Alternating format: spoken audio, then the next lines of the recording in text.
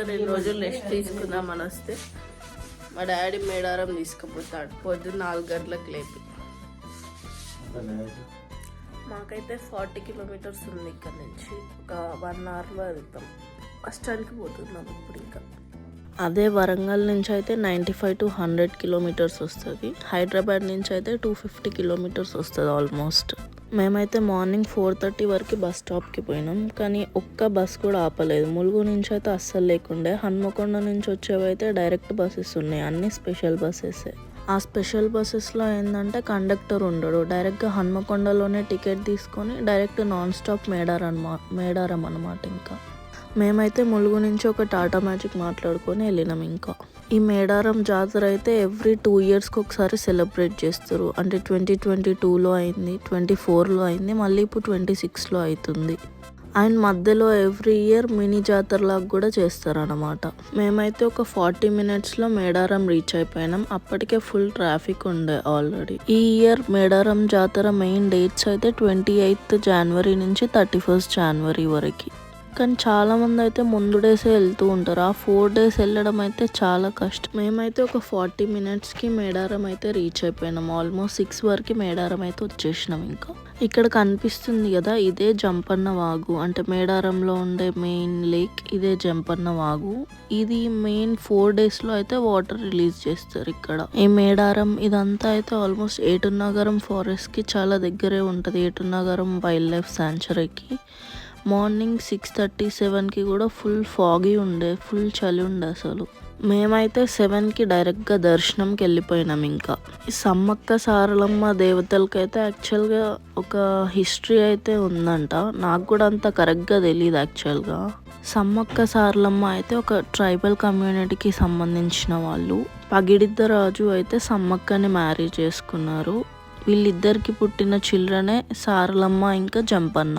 13th centuryలో ఎప్పుడైతే Kakatiya dynasty మన ఈ వరంగల్, ఏటునగరం ఇటు సైడ్ అంతా రూల్ చేస్తున్నప్పుడు ఈ ట్రైబ్స్ దగ్గర నుంచి ఎక్కువ ట్యాక్స్ కలెక్ట్ చేసేవాళ్ళంట.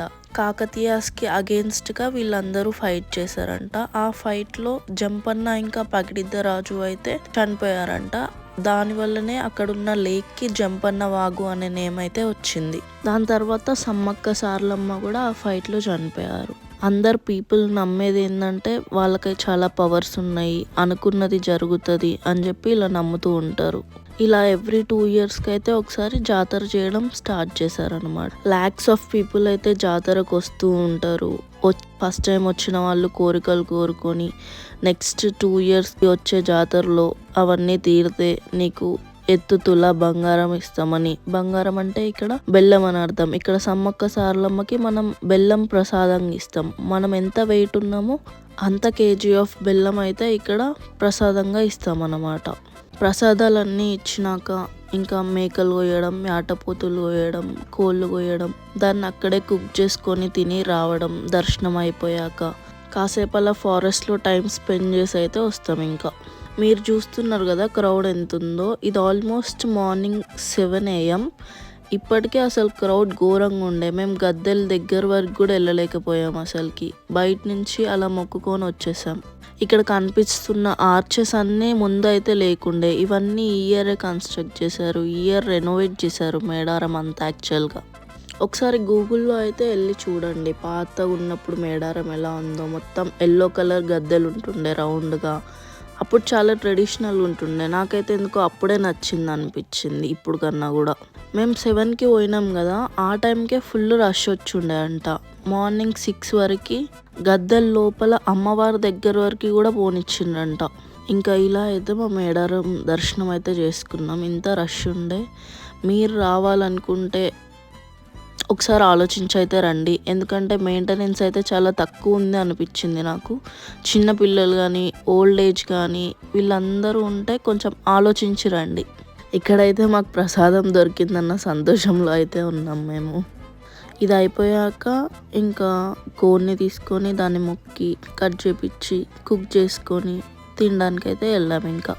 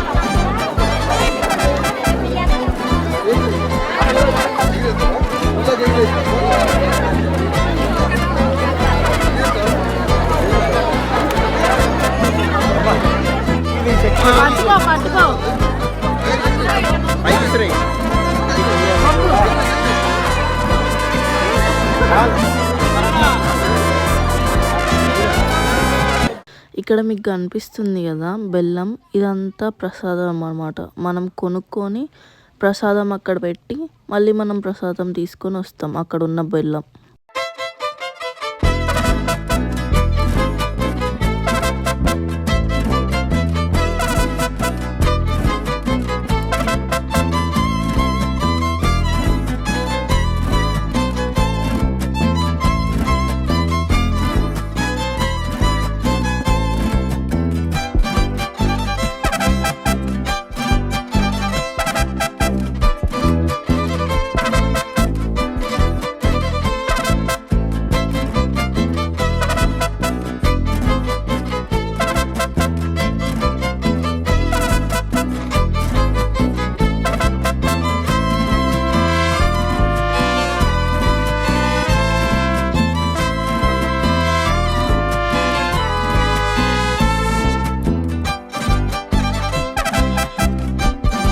ఇక్కడ ఎత్తుతుల బంగారం అని కూడా మీకు కనిపిస్తుంది కదా, అంటే అదే చెప్పిన కదా, మనం ఎంత వెయిట్ ఉంటామో అంత కేజీ ఆఫ్ బెల్లం అనేది ప్రసాదంగా ఆఫర్ చేస్తాం అన్నమాట. ఇంకా మేమైతే మెల్లగా ఆ షాపింగ్ స్ట్రీట్ అలా చూస్తూ వెళ్ళిపోయాం ఇంకా ఫారెస్ట్ దగ్గరికి. హన్మకొండ నుంచి వచ్చే వాళ్ళకైతే నెంబర్ ఆఫ్ బస్సెస్ ఉన్నాయి. లైక్ పర్ మినిట్ ఒక 50 నెంబర్ ఆఫ్ బస్సెస్ ఫ్రీక్వెన్సీతో అయితే నడుస్తున్నాయి. వాటికైతే number 1 buses Hanamkonda to Medaram non stop అని. మీకు ఏం కావాలన్నా సరే అన్నీ మేడారంలో అయితే అవైలబుల్గా ఉంటాయి. గ్యాస్ స్టవ్స్తో సహా, కుకింగ్కి కావాల్సినవైనా, టెంట్స్ అయినా. ఇక్కడ టెంట్స్ వేసారు కదా మీకు రైట్ సైడ్లో కనిపిస్తాయి, అవన్నీ రూమ్స్ అన్నమాట. రూమ్స్ స్టే కోసం అవన్నీ రెంట్కి ఇస్తూ ఉంటారు. బట్ ఏంటంటే మీరు ఉండాలనుకుంటే అన్నీ బార్గెన్ చేయాల్సిందే ఖచ్చితంగా.